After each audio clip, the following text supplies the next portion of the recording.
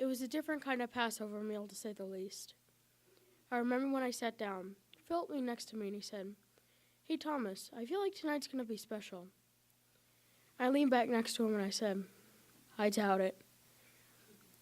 I was wrong. Jesus got up from the table and he grabbed some water and a towel. I remember thinking to myself, what's Jesus doing with the foot water? I doubt he's going to wash someone's feet. I was wrong. Jesus went over to Philip and started washing Philip's feet. Philip just sat there. He didn't move. None of us did. Jesus went on to James and Andrew and the rest of us, and I remember thinking, this is so strange and yet so wonderful. And then I remember thinking, I doubt anyone's going to break the silence, but you know who broke the silence? Peter. No. Listen, Jesus, you're not washing my feet. That's what I said to him. I couldn't let Jesus wash my feet. He's the king. So Jesus looks at me and he says, "Peter, if you don't let me wash your feet, then you can have nothing to do with me."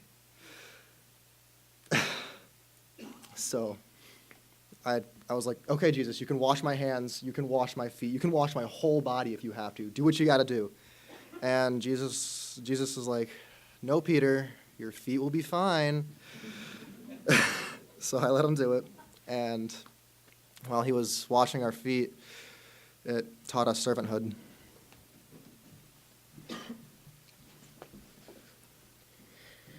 Jesus took some bread and some wine. He served it to us and he blessed it. He said it was the new covenant with his blood. And he said, "All of you will lose faith in me." And I remember thinking to myself, lose faith in you? Never. I didn't say anything. I just sat there. I couldn't just sit there. I had to say something, anything. So I look at Jesus and I said, "Listen, I'm not going to desert you. Everybody else may fall away, but you can count on me." And Jesus looked at me and he said, "Peter, by the time that the rooster crows tomorrow, you will have denied me 3 times. Ow. And next thing I knew, we were heading to the garden to pray.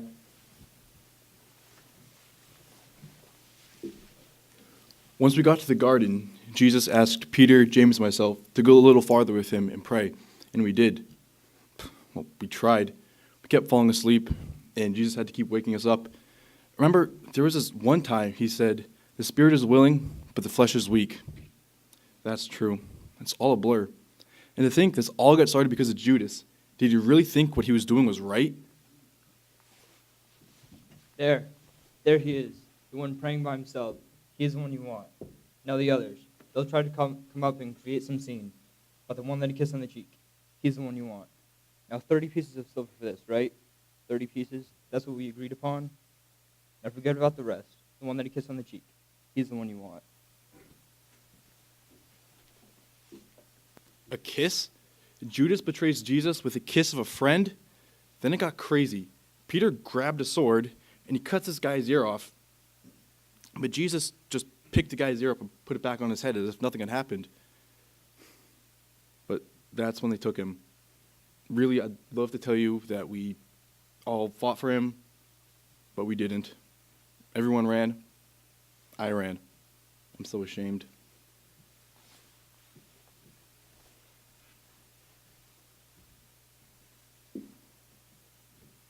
What have I done? What have I done? Was I so stupid to think? I've killed him. I've killed Jesus. I've crucified Jesus.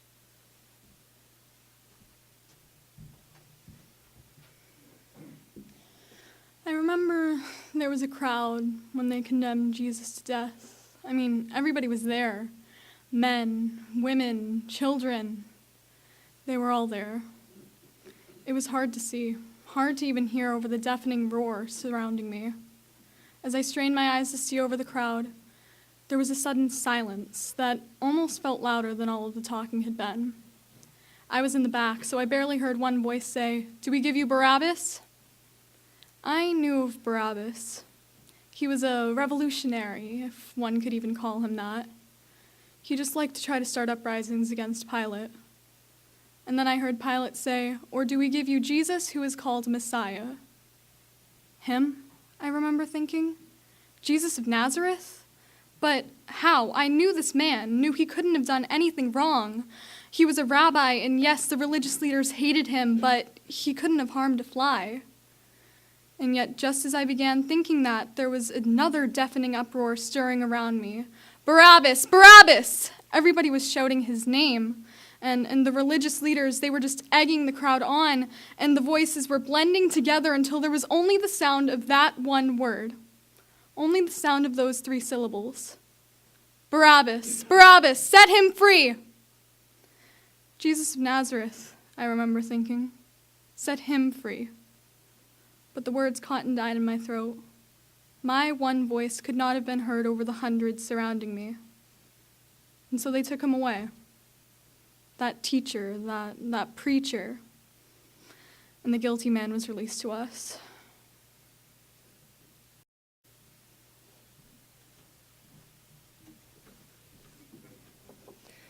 The first thing I remember was standing in the crowd. Jesus, my son, was standing up there next to a criminal. He had done nothing wrong, yet there he stood, bloody and silent. And the worst part, they were screaming for the criminal. "Barabbas!" They were shouting Barabbas. I screamed back, my protest ripping out my lungs, burning my throat. "Jesus, set Jesus free! Set my son free! Why was I the only one cheering for the innocent man? Set my son free!"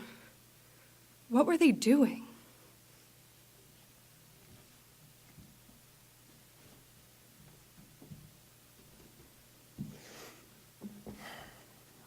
I crucified Jesus.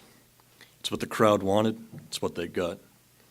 Personally, I didn't think the man did anything to deserve that. But I was a soldier. I was doing my job. When the governor gave me a sentence, that's when I went to work. I loved that job. I felt I was administering justice every time I nailed someone to that tree. But that man didn't deserve that.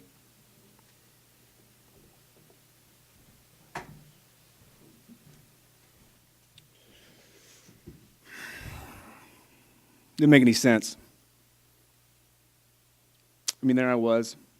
I was sitting in that jail cell. I mean, I was rotting for murder, stealing, you name it. I'd done it. And I enjoyed it for the most part. And I knew what was going on, too. I knew the next time I left that cell, I was dead. I mean, that was it. And so those guards, they came in, they grabbed me, and they drugged me out in front of this angry mob, yelling and screaming. And then I remember Pilate, he came out, and he asked, "Who do you want?" And I remember thinking, that's a joke. Look at us. What are you going to set me free? I'm standing next to this guy who was just pathetic. I mean, they'd beat him to a pulp. And then the next thing I know, they're yelling my name. I mean, they're yelling my name. Over and over again, they were screaming, "Barabbas, Barabbas, give us Barabbas." And those guards, they grabbed me and they just threw me out to that crowd.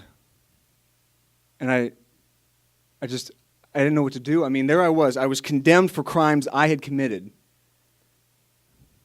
And then I was a free man. And it just got insane after that. Just the crowd was all over the place, and I didn't know what to do. So I just followed him up to Golgotha.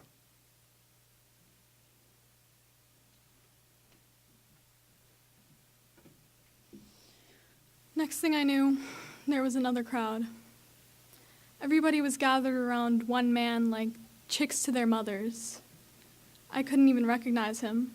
Could this be the same man I'd seen just hours ago? The man who healed the sick, brought the dead to life, who preached the word? His hair was messy, and his clothes were torn, and his face dripped both sweat and blood equally. He was gripping the cross, his death sentence, as if it were a lifeline. As if. Never had I seen something so brutal, something so unfair. When he couldn't bear the weight of the cross anymore, a man I barely knew stepped forth to help him. If I only had the shoulders to help him, I would. But I didn't.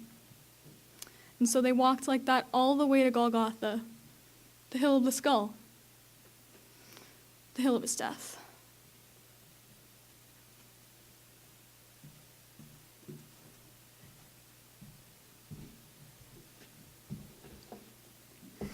I was stationed at Golgotha that day.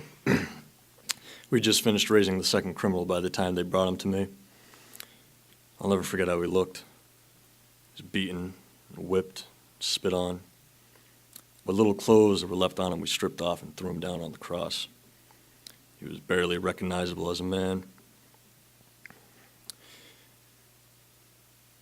Generally, when crucifying someone, the first hand is always the hardest. The criminal always wants to get it away, fight it. But this guy, he didn't put up a fight. I assumed it was because he was exhausted.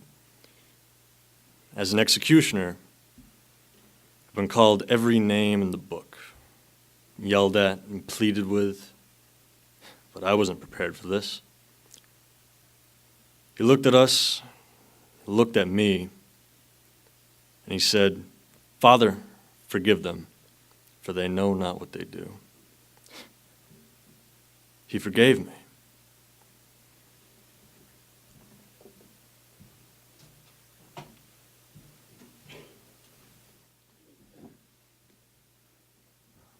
Forgive them.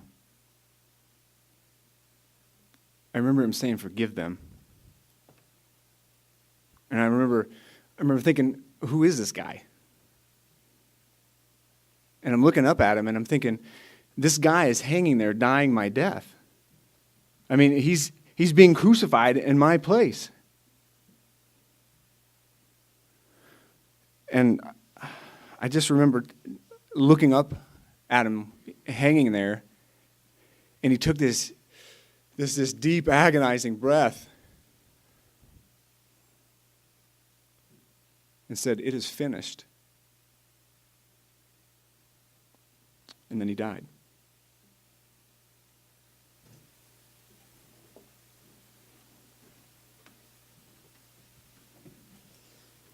In the course of just a few hours, my son was beaten until I couldn't even recognize him.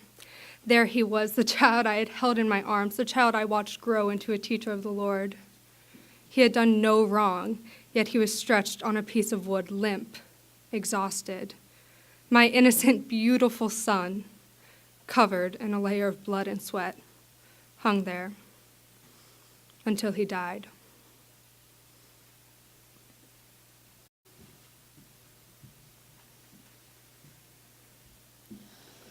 I closed my eyes as they nailed his hands and as they nailed his feet. From what I heard, there was no sign of a struggle, just that one broken and scratchy voice crying out for somebody's forgiveness. I couldn't hear it, or maybe I just didn't want to. After they raised him up, his broken body was even more visible. I took in his stomach, and it was just shuddering as he gasped in each breath as though it could be his last. It very well could be. A sign had been posted above him, and people were laughing at him. I mean, they were laughing at this man as he died on a cross. And some people were crying. The cold fingers of dread trickled down my spine as I tried to block out what I knew but kept denying. And I pushed the truth out of my mind as I pushed people out of my way. I mean, I had to get to that sign. I don't know why, I had to. And then I did. I saw it. Finally, I saw it. And all of the walls that had been blocking my brain from the truth just shattered. "Henry," it read. I dropped to my knees. "King of the Jews."